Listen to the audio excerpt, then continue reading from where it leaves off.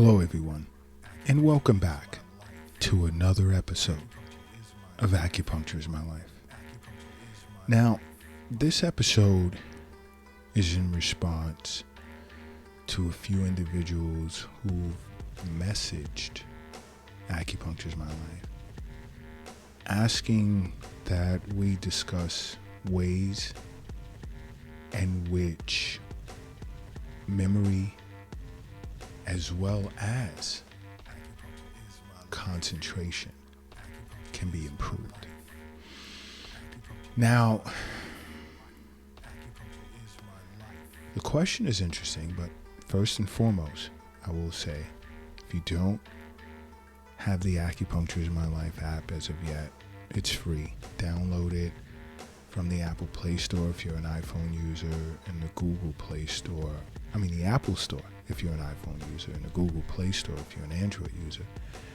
So if you have any questions or topics you would love for us to talk about here at Acupuncture is My Life, you can shoot us a message and we'll go through it and strongly consider it. But with regard to ways in which you can improve memory and concentration, first and foremost, the acupuncture, of course, is great for that. And I'm sure the individuals that asked the question have some understanding that acupuncture is great for it because you've asked the question on the Acupuncture is My Life app. Now, neuroacupuncture, auricular acupuncture is great for it. But you see, again, an acupuncturist has to sit with you and assess the deficiency pattern that's causing memory loss and poor concentration. And, does it have to do with your kidney meridian, liver meridian? These things have to be determined. And an individual may not even require neuroacupuncture or auricular acupuncture. Auricular acupuncture is an acupuncture where there's needle points in the ears that represent different parts of the body or treat certain disorders. Neuroacupuncture is more involved with points on the top of a person's head, on the sides of the person's head as well. But it's not always the case, and there are individuals who've come to the Acupuncture is My Life clinic feeling as if they would receive neuro or auricular acupuncture to treat their disorder, when in some cases it'll present as a deficiency of the kidneys, and there are points on the kidney channel that were able to suffice and nourish cognitive function. So this is why I say see an acupuncturist on a regular basis, because it's never a one-size-fits-all. There's a deficiency pattern somewhere, and it's our job to find it and nourish that deficiency, to restore balance of yin and yang and a harmonious flow of qi and blood so that the body can self-regulate. That's what it comes down to. And then there's Eastern nutrition counseling.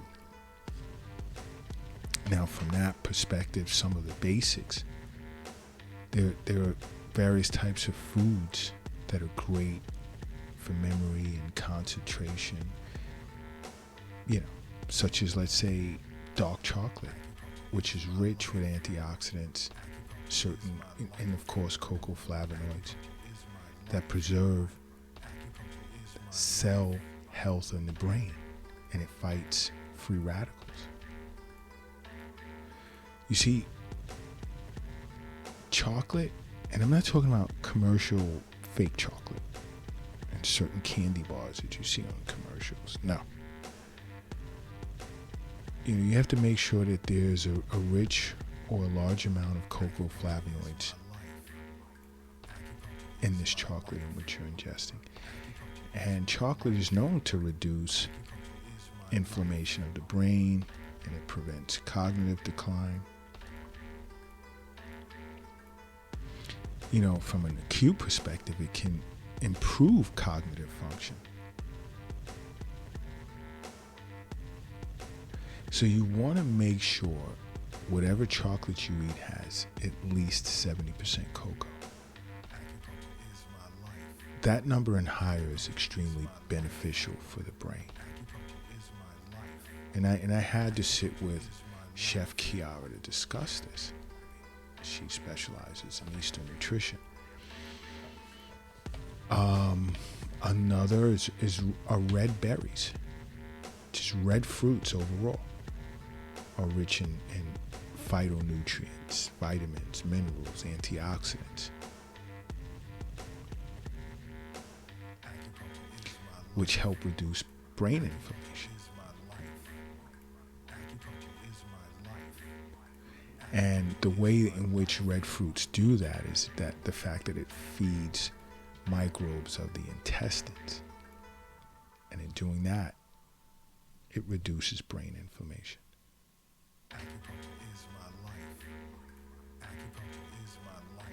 Now, you can also mix red berries, let's say, with blackberries, blueberries. And when I say red berries, I'm speaking of, let's say, strawberries, raspberries, and so forth. But mixing them with blueberries and blackberries, just to give an example, it helps slow the rate of cognitive decline. So that's important because, you know, it's back to understanding that health is wealth. The wealth isn't in the bank. It's not in the safe. It's not in your purse. It's not in your pocket. It's not under your mattress. It's not in the shoebox in the closet. It's not under the doghouse in the backyard. It's in you. And once you fully understand that, you now have a true sense of direction with regard to your life and the health status, your overall health status. You know, because just to see a physician on an annual basis for a regular checkup, including blood work, urinalysis, and then the rest of the year, periodic wellness visits with your acupuncturist, how do you go wrong? Huge burden is relieved from your shoulders. It's off your shoulders. Now another is turmeric and black pepper. Turmeric's great. It's awesome for brain health. Now when you combine turmeric with black pepper, you create a powerful anti-inflammatory substance which slows the rate of cognitive decline which accompanies aging.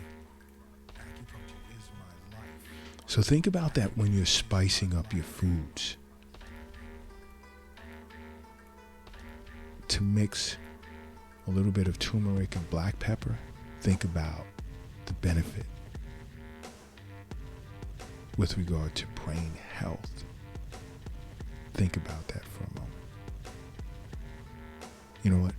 If you're operating a vehicle right now, do me a favor and pull it over to the side of the road. And if you're crossing the street, hurry up and safely get across the street. And if you're carrying or lifting something heavy, take a moment and rest it down, because I need everyone in a relaxed position right now. Why? Because I need you to close your eyes and I need you to say to yourself, acupuncture is my life. And now open them. Boom. You are now brand new. And brand new you are. And you know, another great food source, I say this a lot, is leafy greens. Spinach, kale, and so forth. Arugula. watercress, Swiss chard.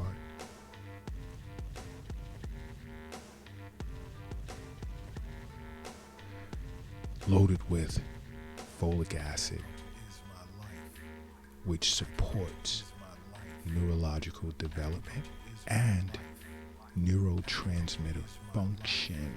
Please remember that. You're not going to hear this in too many other places. This is why Acupuncture is My Life is a part of your playlist. Because we give you information that's hard to find in other places. And it's for your benefit. And I speak of leafy greens a lot. Especially on TikTok. I speak of leafy greens a lot. But when it comes to memory and concentration, you really want to consume leafy greens on a daily basis. You really do. Another is fermented foods. Now, I'm not a huge fan of, let's say, yogurt. I try and avoid dairy as much as possible. Kombucha is great. Other fermented foods are kimchi, kefir, miso.